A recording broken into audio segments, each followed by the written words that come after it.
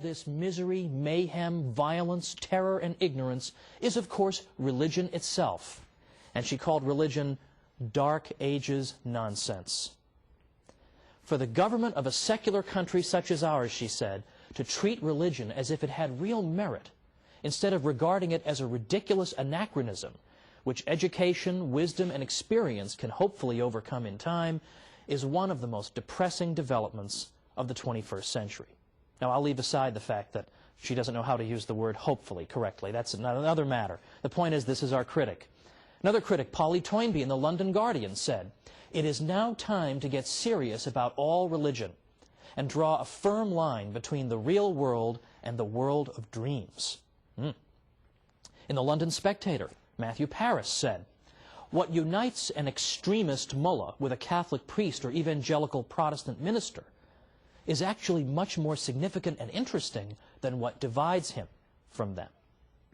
Well, these criticisms have become routine. Day in and day out we hear them. All religion is the enemy of progress. But the Catholic Church in particular is consistently viewed as the enemy of science and progress and knowledge. Consistently. Now, why is that? How did that happen? In part, it began 200 years ago or more in the so-called Enlightenment, which was a period in 18th century European history in which the intellectual classes became extraordinarily hostile to the Church. They disparaged the Middle Ages consistently. In fact, that's why they had the word Enlightenment.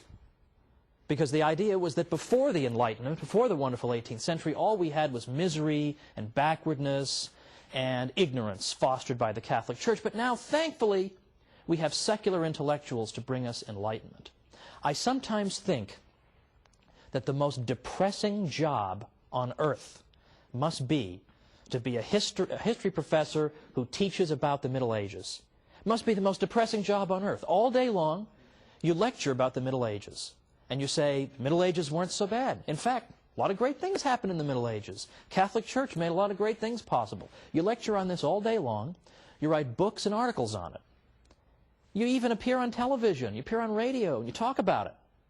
And what happens? You get home at night. You turn on the TV. Nothing you've done has made any effect. Everybody still believes the Middle Ages was a time of ignorance and repression, and it was all the fault of the Catholic Church. All of that stuff, in effect, cannot be dislodged. It must be extremely depressing. Now, why is it so? Why are these falsehoods so resistant to the truth? Why is it so hard to get people to change their minds on this?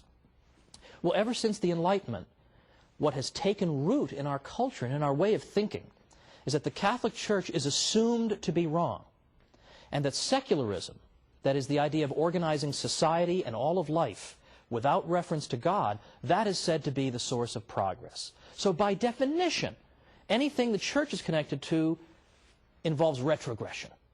Whereas anything that a secular intellectual brings us, well, that brings us progress. And that has been the lens through which history has been viewed over the past 200 years. That's why it's only over the past maybe 50 years that we've begun to see historians finally cracking through this nonsense and finally saying, wait a minute, not only did the Catholic Church not obstruct the sciences, she may have helped to foster them.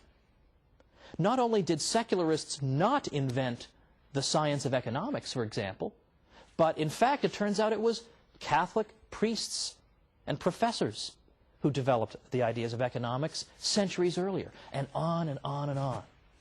But it's taken a long time to crack through this accepted idea that the Church is responsible for retrogression and ignorance. It's taken forever.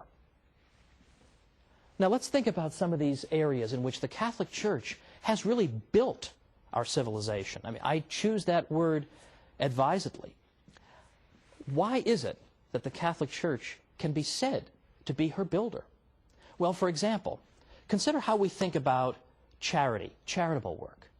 We think that you're engaged in charity when you help somebody without any expectation of a reward. When you do it because it's good and it's right to do it. You do it because you know that in the grand scheme of things, that unfortunate person is in some sense your equal, having been made in the image and likeness of God. And so you help that person. You don't help that person because you expect 3 years down the road to revisit him and say, remember that $15 I gave you? Why don't you cough it up? Or to revisit him and say, I need votes, I need some political support, why don't you come help me? We don't do it so we can tell the whole world, hey, look at what a great guy I am. I just gave that guy $10. We don't do it for those reasons. We do it for the reasons that I gave, purely disinterested motives. Well, where do we get that idea? That idea comes from the Catholic Church. Because in ancient Greece or Rome, if you had said, oh, I'm going to go help somebody with no expectation of any reciprocity, I'm just going to go do it out of the goodness of my heart, they would have thought you were crazy. What are you talking about, man? Much less the idea that I would pray for and even try to help my own enemies. What are you, insane? But yet today, we take this for granted as the ideal, that the good man tries to observe these principles. But again, where do they come from? They come from the Catholic Church. The Catholic Church teaches this about charity. The ancient world didn't. So here's an area in which things that we take for granted, this is the way we think, we take it for granted. Where does that come from? It comes from the Catholic Church. We'll have more to say about that in a future episode. How about the idea of rights, that I have a right to own property, or a right not to be killed, for example? Where does that idea of rights come from? Well, we've always been told that secularists in the Enlightenment, or just before the Enlightenment, came up with this idea. In the 17th century, all of a sudden, boom, rights just developed. Well, that's not true either. And once again, modern research is coming to the rescue of Catholicism. I know that sounds odd. You think modern researchers, you want to run the other way.